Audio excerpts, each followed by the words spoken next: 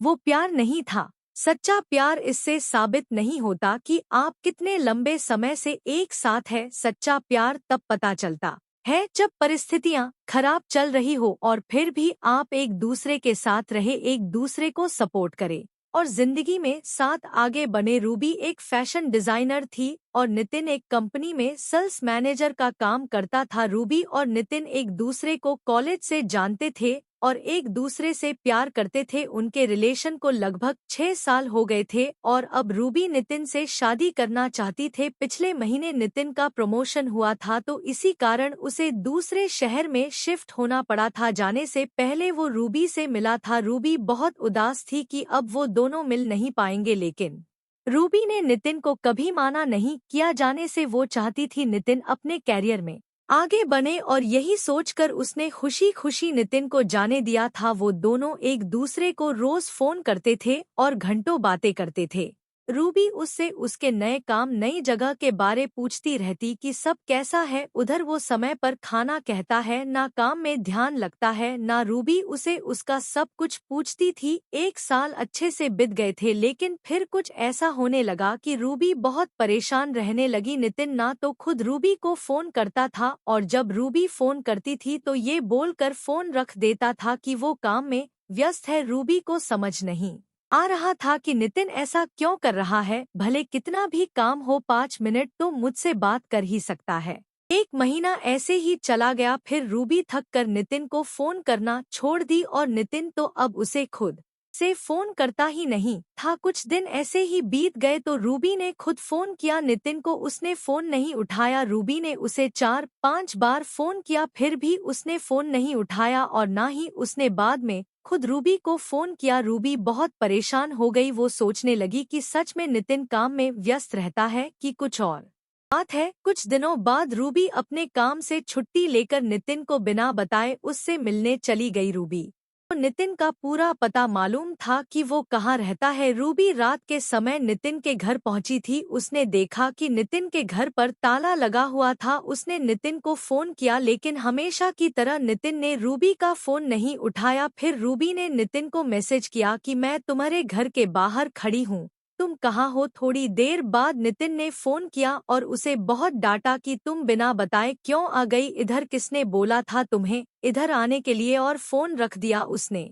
Ruby की कोई बात नहीं सुनी। रूबी उसके घर के बाहर ही बैठी रह गई कि शायद नितिन को ऑफिस में बहुत काम हो और मैं बिना बताए आ गई, इसलिए वो गुस्सा हो गया और वो उसके घर के बाहर ही बैठ के उसका इंतजार कर रही थी। सफर में रूबी बहुत थक गई थी और उधर बैठे बैठे रूबी की आंख लग गई और वो सो गई। सुबह उसकी आंख खुली तो उसने देखा कि नितिन अभी तक घर नहीं आया। उसने फिर से नितिन को फोन किया। फोन उठाते ही नितिन बोला, क्या है, तुम मुझे बार बार क्यों फोन कर रही हो। रूबी बोली, तुम कहाँ हो, रात भर तुम घर नहीं आए, मैं इधर तुम्हारे घर के बाहर कल रात से तुम्हारा इंतजार कर रही हूँ। नितिन गुस्से में बोला, तुम चली जाओ, मैं नहीं आ सकता। रूबी की आंखों में आंसू आ गए। रूबी बोली, क्यों कर रहे हो ऐसे, मेरी क्या गलती है ये तो बताओ। नितिन बोला, तुम जाओ, मुझे तुमसे कोई बात नहीं करनी, और फिर फोन रख दिया। रूबी बहुत रोने लगी। उसके पास वापस जाने के अलावा कोई रास्ता नहीं था। वो अनजान शहर में नितिन को कैसे और कहाँ ढूंढती। फिर उसने सोचा कि नितिन के पड़ोसियों से एक बार पूछ ले कि नितिन यही रहता है ना कि कहीं और शिफ्ट हो गया है। उसने पूछा तो उसे पता चला कि पिछले 1 महीने से नितिन यहाँ रहता ही नहीं है। ये सुनकर उसे और बुरा लगा कि नितिन ने उसे कुछ नहीं बताया था कि वो कहीं और शिफ्ट हो गया है। पहले नहीं बताया था, ठीक है, लेकिन अब जब मैं यहाँ आ गई हूँ फिर भी उसने कुछ नहीं बताया और ना ही मिलने आया। वो वहाँ से अपने घर लौट गई। वो बहुत बेचैन हो रही थी। नितिन ऐसा क्यों कर रहा है। वो नितिन को फोन और मैसेज करती थी, लेकिन वो ना तो फोन उठता और ना ही मैसेजेस का रिप्लाई करता था। कुछ 15 दिनों बाद नितिन का फोन आया। रूबी अपने ऑफिस में थी। उसने तुरंत फोन उठाया और ऑफिस से बाहर निकली बात करने के लिए। वो पूछने लगी कि नितिन, तुम्हें क्या हो गया है, तुम मेरे साथ ऐसा क्यों कर रहे हो, मुझसे कोई गलती हुई है तो मुझे बताओ, लेकिन मुझे ऐसे इग्नोर नहीं करो, मुझसे बात करो। उधर से नितिन बोला, अब प्लीज तुम मुझे भूल जाओ, मैं किसी और से प्यार करता हूँ और उससे शादी करने वाला हूँ और पिछले 1 महीने से उसके साथ ही रहता हूँ। इसलिए तुमसे मिलने नहीं आया था उस दिन, हो सके तो मुझे माफ कर देना, मैं अपना फोन नंबर भी बदल रहा हूँ।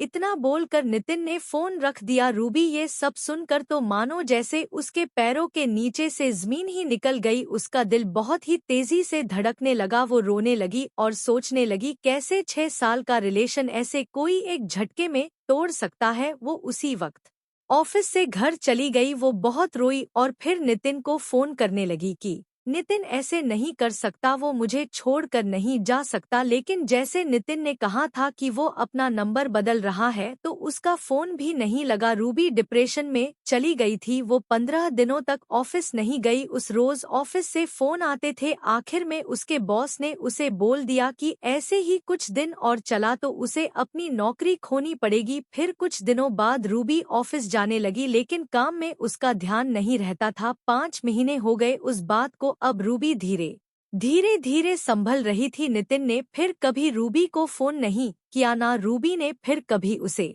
फोन किया। हेलो दोस्तों, अगर आप लोगों को हमारी स्टोरी अच्छी लगी हो तो चैनल ज्ञानगंगा 2732 को लाइक एंड सब्सक्राइब और शेयर जरूर करें।